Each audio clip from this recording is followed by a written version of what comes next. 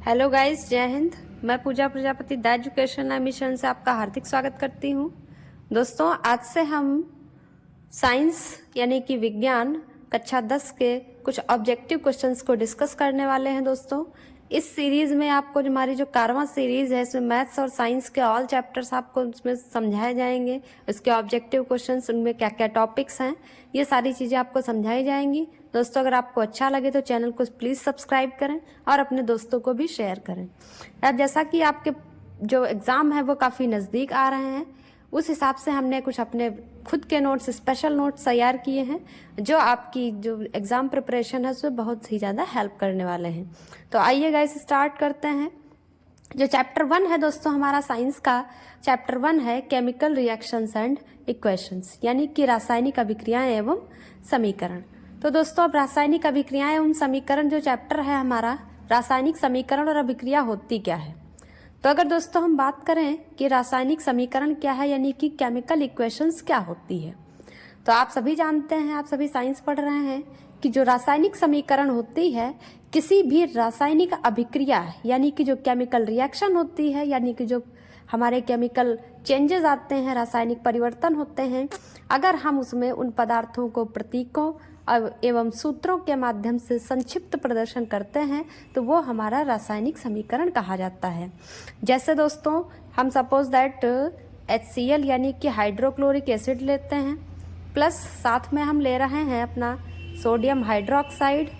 तो देखिए दोस्तों, यहाँ पर हम जो है हाइड्रोक्लोरिक एसिड ना लिख करके क्या लिख रहे हैं, HCl, यानी कि हाइड्रोक्लोरिक एसिड क्या है, एक हमारा कंपाउंड है। तो ये कंपाउंड का फॉर्मूला हो गया। और अगर इसमें भी बात करें तो दोस्तों ये हाइड्रोजन है, हाइड्रोजन का सिंबल H है, क्लोरीन का सिंबल Cl है। तो H और Cl यानी हाइड्रोजन और क्लोरीन से मिलकर बना है हाइड्रोक्लोरिक एसिड। इधर बात करें दोस्तों, ये सोडियम हाइड्रोक्साइड है, यानी कि सोडियम का सिंबल होता है Na। ये दोस्तों इसके लैटिन नेम नेट्रियम से लिया गया है। फिर ऑक्सीजन का एक मॉलिक्यूल है और एक हाइड्रोजन का है। तो ये फॉर्मूला हमारा बनता है सोडियम हाइड्रोक्साइड, यानी कि कास्टिक सोडा का ये सूत्र है। तो देखिए, ये रहा हमारा एक सूत्र। दूसरा सूत्र रहा, इन दोनों सूत्रों की जब रिएक्शन होगी, दोनों सब्सटेंसेस की, हाइड्रोक्लोरिक और सोडियम हाइड्रोक्साइड की जब रिएक्शन होगी दोस्तों, तो यहाँ पर हमारा बनता है NaCl यानी कि सोडियम क्लोराइड और प्लस H2O यानी कि एक वाटर मॉलिक्यूल बनता है। तो देखिए दोस्तों, ये हमारी रासायनिक समीकरण है।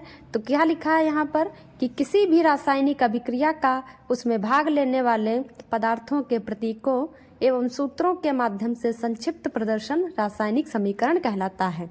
तो देखिए, ये दोस्तों हाइड्रोक्लोरिक एसिड है, ये सोडियम हाइड्रोक्साइड है, बनता क्या है, sodium chloride and water molecule. इनके नीचे हम इसके नाम लिख देते हैं। ये क्या है हमारा HCl दोस्तों, हाइड्रोक्लोरिक एसिड, और ये है हमारा सोडियम हाइड्रोक्साइड। सोडियम हाइड्रोक्साइड बनता क्या है हमारा, ये सोडियम क्लोराइड एंड ये है H2O दोस्तों, वाटर मॉलिक्यूल। तो ये देखिए हमारी रासायनिक समीकरण है। रासायनिक समीकरण को जब हम प्रतीकों और सूत्रों के माध्यम से प्रदर्शित करते हैं किसी रासायनिक अभिक्रिया को, तो वो हमारी रासायनिक समीकरण या केमिकल इक्वेशन कही जाती है। अब बात करते हैं कि रासायनिक अभिक्रिया होती क्या है। तो केमिकल रिएक्शन एक ऐसा चेंजेस होता है, एक ऐसा परिवर्तन जिसमें नए पदार्थों का निर्माण होता है, तो उसे रासायनिक अभिक्रिया कहा जाता है।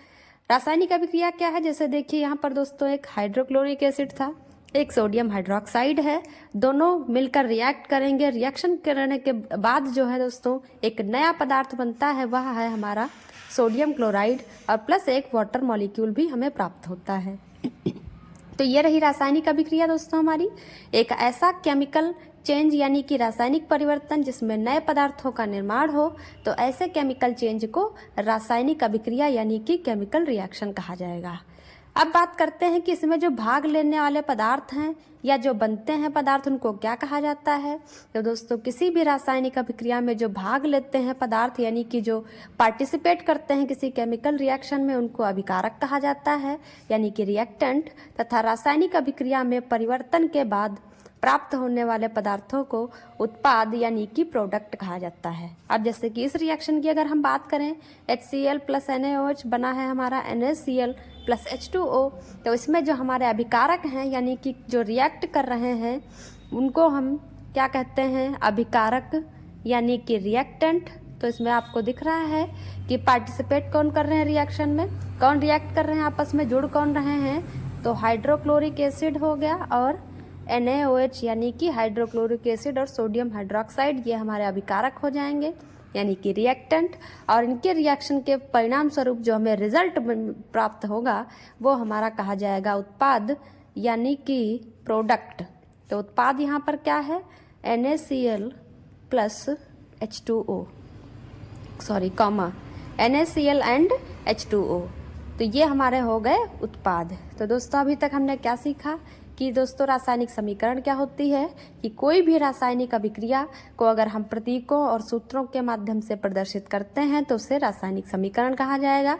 रासायनिक अभिक्रिया क्या है, ऐसे रासायनिक परिवर्तन जिसमें नए पदार्थों का निर्माण हो उसे रासायनिक अभिक्रिया कहा जाता है। और उसी रासायनिक अभिक्रिया को जब हम प्रतीकों और सूत्र के माध्यम से प्रदर्शित करते हैं तो उसे रासायनिक समीकरण कहा जाता है, जैसे ये समीकरण आपको दिखाई दे रही है। और इस समीकरण में जो पार्टिसिपेट करते हैं रिएक्शन में, जो मिलकर जुड़कर कुछ नया पदार्थ बनाते हैं उन्हें हम रिएक्टेंट या अभिकारक कहते हैं। और अभिक्रिया के परिणाम स्वरूप, अभिक्रिया होने के बाद जो नया पदार्थ हमें प्राप्त होता है उसे हम प्रोडक्ट कहते हैं। और जो अभिकारक होते हैं वो जो आपको ये तीर दिखाई दे रहा है इसके बाईं तरफ लिखे जाते हैं, और जो उत्पाद होते हैं यानी कि प्रोडक्ट जो होता है हमारा, वह तीर के दाईं तरफ लिखे जाते हैं। तो दोस्तों ये था हमारा टॉपिक एक रासायनिक समीकरण और रासायनिक अभिक्रिया का। अब आगे देखते हैं कि रासायनिक अभिक्रिया क्या है और कितने प्रकार की होती हैं। अब दोस्तों बात करते हैं कि रासायनिक अभिक्रियाएं कितने प्रकार की होती हैं। तो दोस्तों रासायनिक अभिक्रियाओं के प्रकार में बहुत सारी अभिक्रियाएं हैं, जैसे आपकी कॉम्बिनेशन रिएक्शन यानी कि संयोजन अभिक्रिया है, डिकम्पोजिशन रिएक्शन वियोजन अभिक्रिया है, डिस्प्लेसमेंट रिएक्शन यानी कि विस्थापन अभिक्रिया है, डबल डिस्प्लेसमेंट रिएक्शन भी हमारी है यानी कि द्विविस्थापन अभिक्रिया, ऊष्माशोषी ऊष्माक्षेपी अभिक्रियाएं। तो ये कई सारी अभिक्रियाएं हैं जिनको हम बारी बारी से पढ़ेंगे। तो अब इसमें हम दोस्तों पहली अभिक्रिया यानी कि आज हम संयोजन अभिक्रिया को इसमें डिस्कस करने वाले हैं। तो दोस्तों जैसा कि नाम से ही पता चल रहा है कि संयोजन अभिक्रिया का मतलब क्या होता है, कॉम्बिनेशन रिएक्शन। अब संयोजन का मतलब है क्या, संयोजन का मतलब दोस्तों होता है जुड़ना। संयोजन का अर्थ क्या है, जुड़ना यानी कि कंबाइंड होना। अब जुड़ने के लिए दोस्तों क्या है, जुड़ने के लिए कम से कम दो तो होने ही चाहिए। तो अगर हम इस बेस पर रासायनिक अभिक्रिया जो संयोजन अभिक्रिया है इसकी डेफिनेशन दें तो इसकी डेफिनेशन क्या होगी, जब दो या दो से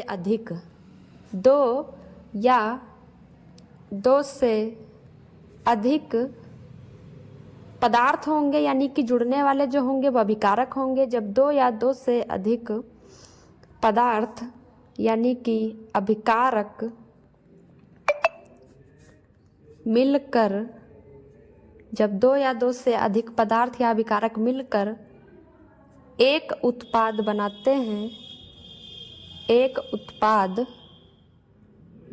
हैं, यानी कि क्या बनाते हैं, उत्पाद हो गया यानी कि हमारा रिजल्ट हो गया, तो उसे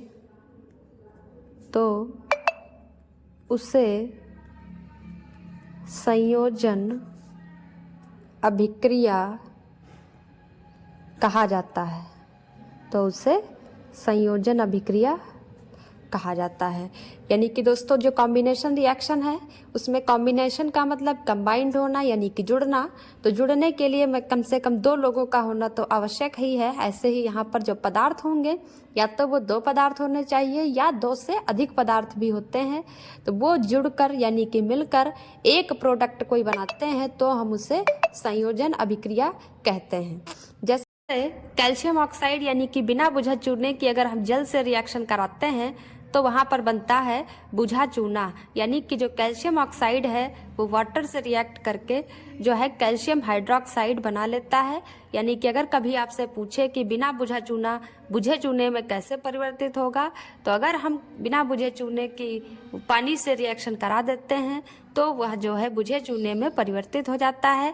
और जैसा कि हमारी संयोजन अभिक्रिया में कहा गया है कि 2 या 2 से अधिक पदार्थ मिलकर जब एक पदार्थ बनाएं तो वह हमारा संयोजन अभिक्रिया का उदाहरण होगा। तो यहाँ पर देखिए दोस्तों, अभी मैंने आपको बताया था कि जो अभिकारक होते हैं किसी भी रिएक्शन में भाग लेने वाले हैं, तो यहाँ पर 2 पदार्थ भाग ले रहे हैं और एक पदार्थ हमें जो है परिणाम स्वरूप रिजल्ट के रूप में मिल रहा है। तो यहाँ पर 2 रिएक्टेंट 1 प्रोडक्ट है, यानी कि ये हमारा संयोजन अभिक्रिया का उदाहरण हो जाएगा।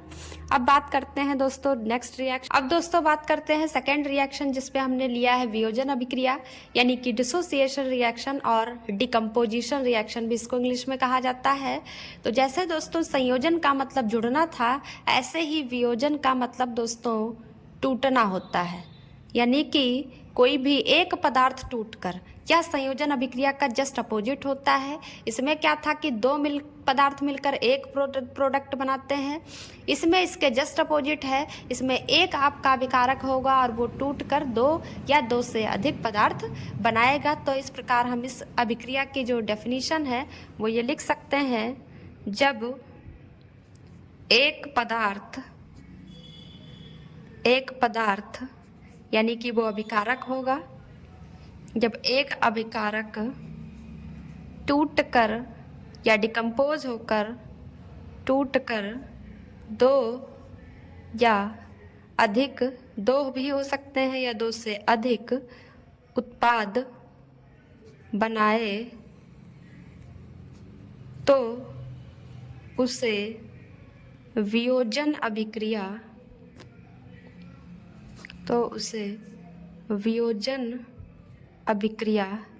कहा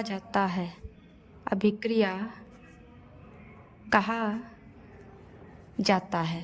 तो दोस्तों वियोजन अभिक्रिया क्या है? जिसमें एक पदार्थ टूटकर 2 या 2 से अधिक उत्पाद बनाए तो उसे वियोजन अभिक्रिया कहा जाता है।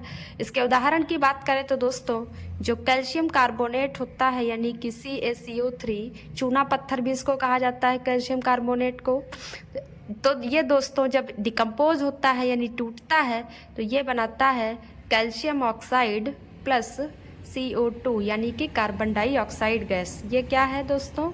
कैल्शियम कार्बोनेट है। कैल्शियम कार्बोनेट, इसको चूना पत्थर भी कहा जाता है।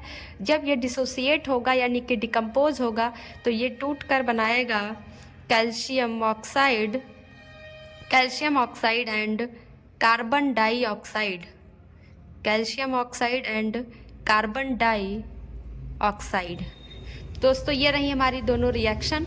एक थी आपकी संयोजन अभिक्रिया। संयोजन अभिक्रिया में दोस्तों 2 पदार्थ जुड़कर एक पदार्थ बनाएंगे तो उसे हम संयोजन कहेंगे, यानी कि कॉम्बिनेशन रिएक्शन, जुड़ना।